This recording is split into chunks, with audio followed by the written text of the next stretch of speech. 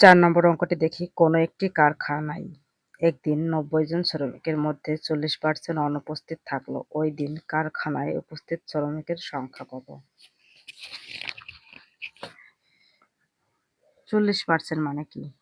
১০০ জনের মধ্যে অনুপস্থিত ৪০ জন। ১০০ জনের মধ্যে অনুপস্থিত হচ্ছে ৪০ জন। অতএব ১ জনের মধ্যে অনুপস্থিত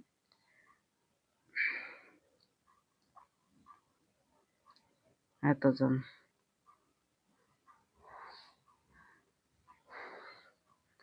৯০ জনের মধ্যে অনুপস্থিত ৪০ গুণ ৯০ আর নিচে হচ্ছে ১০০। তাহলে ০ এ ০ এ ০ এ ০ কত? ৪ নং ৩৬ জন। এর হচ্ছে অনুপস্থিতির সংখ্যা হচ্ছে এতজন। তাহলে উপস্থিতের সংখ্যা কতজন? উপস্থিত শ্রমিকের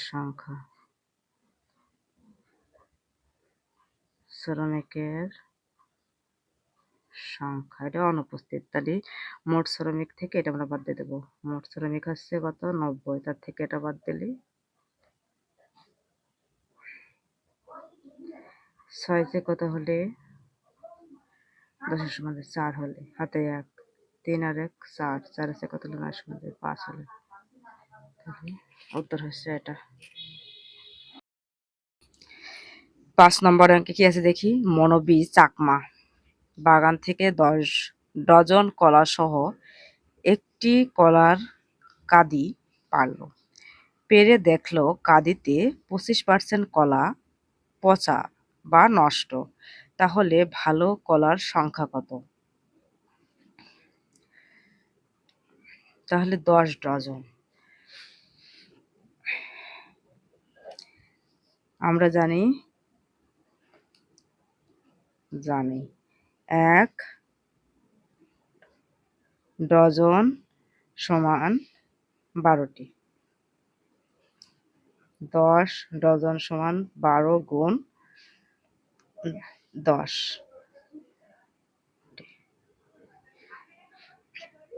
তাহলে ১২ 10 কে ১২০টি।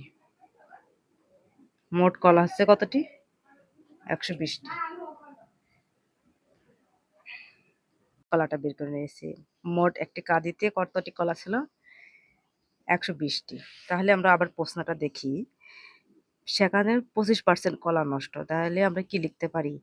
১০০টি কলার মধ্যে ২৫টি কলা নষ্ট। আমরা এটা লিখব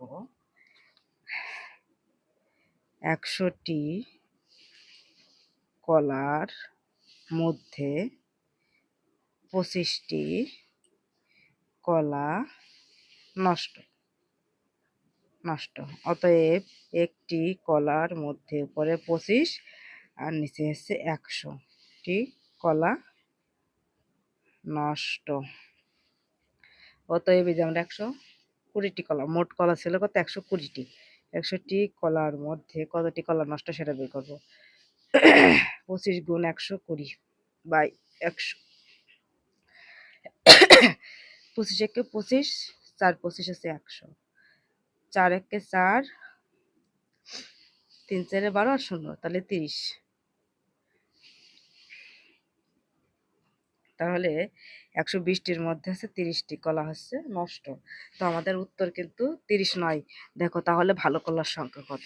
তাহলে ১২০ থেকে আমরা ৩০ বাদ দেব। ভালো কলার সংখ্যা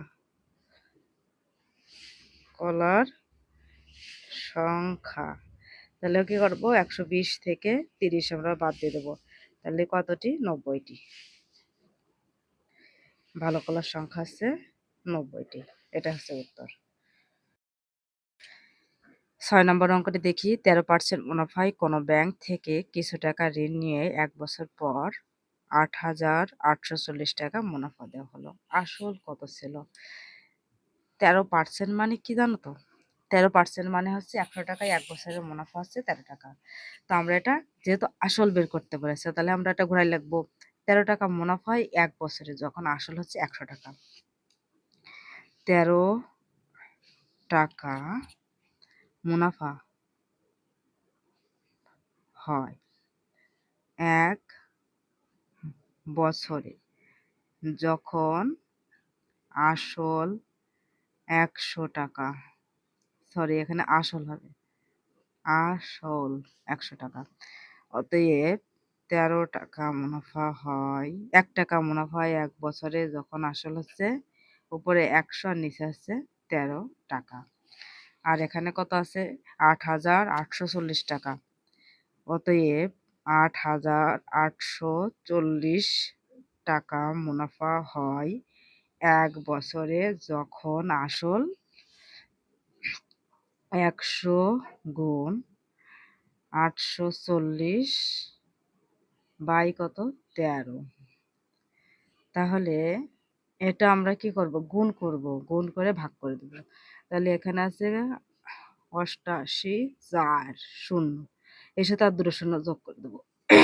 এইবার 13 দিয়ে এটা ভাগ করব। 8,48,000, 8,48,000কে 13 দ্বারা ভাগ করলে হয় 68,000 টাকা। তাহলে এখানের উত্তর হচ্ছে 6 নম্বরের উত্তর হচ্ছে 68,000 টাকা। 7 নম্বর অঙ্কে কি দেখতে পাচ্ছি আমরা? ব্যাংক থেকে আসলের উপর বার্ষিক 12.5% মুনাফায় 3 বছরের জন্য 50,000 টাকা ঋণ নেওয়া হলো। 3 বছর পর মোট কত টাকা পরিশোধ করতে হবে? 100 টাকায় 1 বছরের মুনাফা। তাহলে 100 টাকায় এই যে পার্সেন্ট আছে না? তাহলে 100 টাকায় 1 বছরের মুনাফা কত টাকা? 12.5 টাকা। 7, 100 টাকায় 1 বছরের মুনাফা 12.5 টাকা।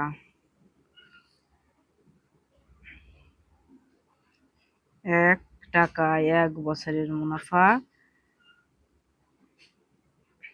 12.5 বাই 100 টাকা। 3 বছরের জন্য 50,000 টাকা ঋণ নেয়, তাহলে 50,000 টাকায় 3 বছরের মুনাফা। অতএব 50,000 টাকায় 3 বছরের মুনাফা 12.5 গুণ 3 গুণ 50,000 বাই 100। তো আমরা এখানে দশমিকটা উঠিয়ে আমরা এখানে 1 দিই, তার একটা শূন্য। তাহলে এখানে মোট কয়টা শূন্য আছে? 1 2 3, 1 2 3, এই 3টা শূন্য আর এই 2টা আর একটা 3টা। এর আমরা উপরে গুণ করে দেবো সবগুলো। উপরে আছে কয়টা শূন্য? আগে একটা শূন্য আছে, এটা দিয়ে দিই। 3 আর 5, 3 5 15, 125-এর সাথে 15 আমরা গুণ করব। 5 5 25, 25-এর 5 হাতে 2, 5 দুগুণী 10 আর 2 12, 12 2 হাতে 1, 5 1-কে 5 আর 1 6, 0 5 1-কে 5, 2 1-কে 2, 1 1-কে 1, 5 5 আর 2 7, 6 আর 2 8 আর 1। তাহলে হচ্ছে, তো এখানে দেখো একটি শূন্য, সেই শূন্যটা আমরা দিয়ে দিলাম। তাহলে কত হলো? একক, দশক, শতক, হাজার। 18,750 টাকা মোট হচ্ছে, এখানে হচ্ছে 18,750 টাকা মুনাফা দিতে হবে 50,000-এ। 50,000-এ কত টাকা মুনাফা দিতে হবে? 3 বছরের জন্য 18,750 টাকা। তো বন্ধুরা, এই ছিল আজকের ভিডিওটা ভালো লাগলে অবশ্যই লাইক, কমেন্ট, শেয়ার করো। ধন্যবাদ সবাইকে।